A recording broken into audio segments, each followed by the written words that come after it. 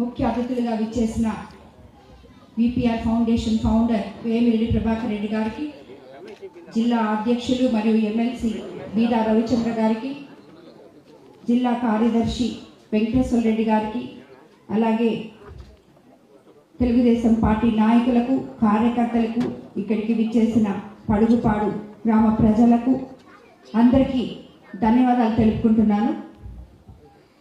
ఈరోజు ఇందాకే రవిచంద్ర చెప్పినట్టు పొద్దుటి నుంచి ఇప్పటి వరకు విపిఆర్ ఫౌండేషన్ తరఫున ఈ వాటర్ ప్లాంట్స్ ఓపెన్ చేస్తూనే ఉన్నాం. ఒకటి ప్రభుత్వ వైద్యశాలలో, ఒకటి జిల్లా పరిషత్ వికాస్ పేరుతో ఎంతోమంది యువతీ యువకులకు వాళ్ళు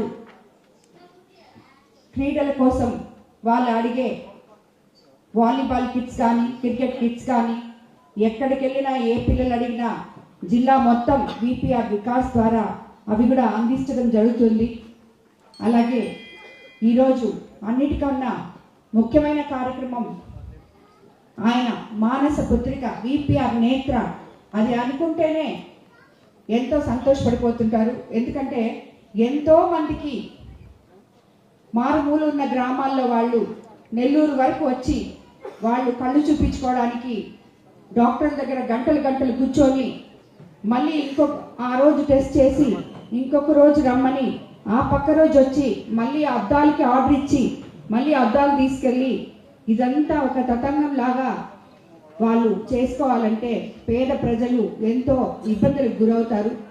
అలాంటిది ఆయన ఉదయగిరిలో ఒక పెద్ద ఆయన వచ్చి ఆయనతో మాట్లాడుతుంటే ఇటు చూసి మాట్లాడుతూ అటు చూసి చేయిస్తున్నాడు అని చెప్పి, ఏమయ్యా అంటే నాకు కళ్ళు కనపట్టలేదు సార్, ఎవరున్నా చూపించుకోవచ్చు కదా అంటే ఎవరున్నారు చూపించడానికి అని చెప్పారు అని చెప్పి అదొక దాన్ని మనసులో పెట్టుకొని దాని గురించి ఏం చేయాలని ఆలోచించి ఈ కాన్సెప్ట్ని ముందుకు తీసుకొచ్చి విపిఆర్ నేత్ర అనే దాన్ని ఉదయగిరి నుంచే ఇంట్రడ్యూస్ చేయడం జరిగింది. అలాగే రేపు రాబోయే రోజుల్లో ఇప్పుడే రవి చెప్పినట్టు మన కోవూరు కాన్స్టిట్యున్సీలో కూడా మనం విపిఆర్ నేత్ర అనే బస్ని కాన్స్టిట్యున్సీ మొత్తం తిప్పబోతున్నాం. గ్రామాల్లో ఎవరికైతే కంటి అద్దాలు అవసరం ఉంటాయో వాళ్ళందరికీ కూడా అందించబోతున్నాం. మీకు అందరికీ తెలిసిన విషయం, మనం ఆల్రెడీ క్యాన్సర్ స్క్రీనింగ్ బస్ కూడా పెట్టాం విపిఆర్ ఫౌండేషన్ ద్వారా. దానివల్ల ఇంచుమించు 10,000 మంది క్యాన్సర్ స్క్రీనింగ్ టెస్టులు చేయించుకొని అందులో 10% 1000 మంది దాకా క్యాన్సర్ ఉంది అని ముందుగా కనుక్కొని వాళ్ళు చికిత్స కూడా పొందడానికి